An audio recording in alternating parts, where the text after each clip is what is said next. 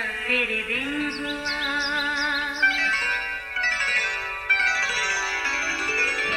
नया फिर दिन हुआ, पुरानी रात का करे सो शुक्र हम खुदा की जात का, खुदा की जात का नया फिर दिन हुआ। आज की आयत।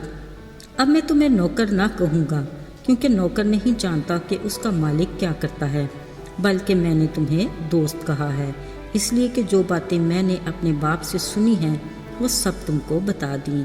यूहन्ना 15 बाब 15वीं आयत। अजीज़ों, अगर मैं आपसे ये सवाल करूं कि क्या आप गरीब हैं, तो यकीनन आप मुझसे नाराज़ी का इजहार करेंगे। मगर जनाब याद रहे, सियाने लोग कहते हैं अगर आपका कोई मुखलिस दोस्त नहीं तो आप गरीब ही हैं। मगर यकीनन हम में से कोई भी दोस्ती के मामले में गरीब नहीं होगा। दोस्तों की कमी नहीं होती, पर इस मामले में एहतियात बड़ी ज़रूरी है। वो कहते हैं ना कि हर हाथ मिलाने वाला दोस्त नहीं होता। ऐसे फ़िक्रे में जितनी सदाकत है, ये लम्हा फ़िक्रिया भी है। मगर जनाब, आज के दिन हमारे पास एक दूसरे को बताने के लिए एक अच्छी खबर भी है। वो ये कि खुदा भी हमारा बेहतरीन दोस्त बनना चाहता है। बिलाशुबा खुदा के साथ हमारे ताल्लुक़ के बहुत से पहलू मौजूद हैं, यानी खालिक और मखलूक का रिश्ता, खुदावंद यानी आका और मालिक, उस्ताद और शागिर्द, वो हमारा मुनसिफ है, आसमानी बाप और फरजंद, हमारा फिदिया देने वाला, मुनज्जी और बहुत कुछ। लेकिन सबसे खुशकुन बात यह भी है कि कादर मुदले खुदा हमारा दोस्त भी बनने की ख्वाहिश करता है। अज़ीज़ों, बाग़ अदन में इब्तदाई इंसान यानी आदम और हवा के साथ खुदा का ताल्लुक़ मिसाली था। वो खुदा के साथ रफ़ाकत और गहरी दोस्ती से खुश थे, जो मोहब्बत की बदौलत कायम था। असल में तो खालिक खुदा का इंसान को तख्लीक करने का मकसद भी यही था कि हम उसके साथ रफ़ाकत में रहें, लेकिन गुनाह के बाद ये रिश्ता मुनक़ते हो गया। पुराने अहदनामे में कई किरदार ऐसे हैं जिन्हें खुदा के साथ दोस्ती का एजाज़ हासिल हुआ, यानी मूसा और इब्राहिम को खुदा का दोस्त कहा गया। दाऊद के हक़ में भी खुदा ने कहा कि मुझे मेरे दिल के मुआफ़िक मिल गया। इनके अलावा अयूब और नूह भी खुदा के साथ दोस्ती रखते थे, अगरचे इस दोस्ती में मोहब्बत वफ़ादारी के साथ उनका खौफ भी शामिल था। लेकिन जब यीशु ने सलीब पर हमारे गुनाहों की कीमत चुका दी, हैकल का वो पर्दा जो खुदा और इंसान के दरमियान जुदाई की अलामत था, ऊपर से नीचे तक फट गया, जिससे खुदा के साथ इंसान की बराह रास्त रसाई मुमकिन हो गई।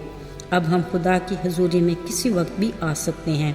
कलाम मुक़द्दस में लिखा है, सिर्फ यही नहीं बल्कि अपने खुदा यीशु मसीह के तुफ़ैल से, जिसके वसीला से अब हमारा खुदा के साथ मेल हो गया, हम खुदा पर फ़ख्र करते हैं। इसलिए अजीज़ों, जो खुदा यीशु ने हमारे वास्ते किया, इसके बायस हम खुदा के साथ इस रिश्ते को खुशी से मना भी सकते हैं।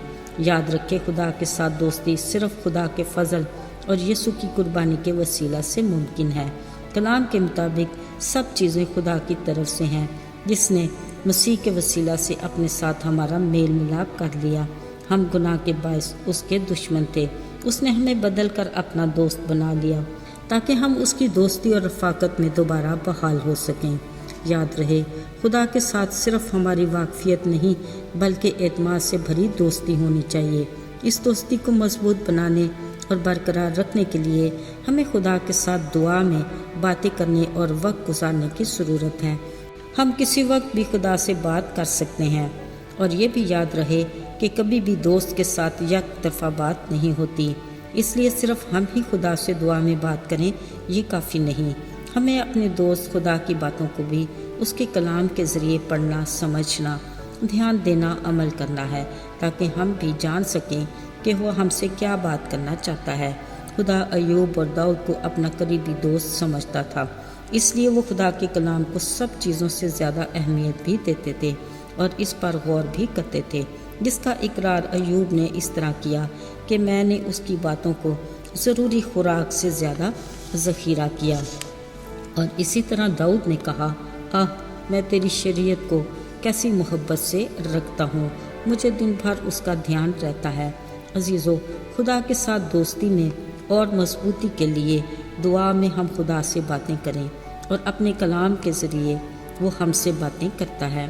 اور یہ بھی ضروری ہے کہ ہم دعا اور کلام کا مطالعہ کرنا اپنی روزمرہ زندگی کا حصہ بنائیں تاکہ اس کی دوستی میں ہمیشہ قائم رہیں۔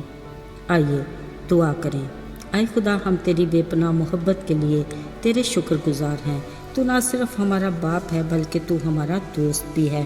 ہمیں اپنے اس رشتے میں مضبوطی سے قائم رکھ تاکہ ہماری روحانی زندگی میں بحالی اور بیداری رہے، اور ہر روز تیرے حضور سے ہمارے لیے تازگی کے دن آتے رہیں۔ یسوع کے پاک اور مبارک نام میں مانگتے ہیں، آمین۔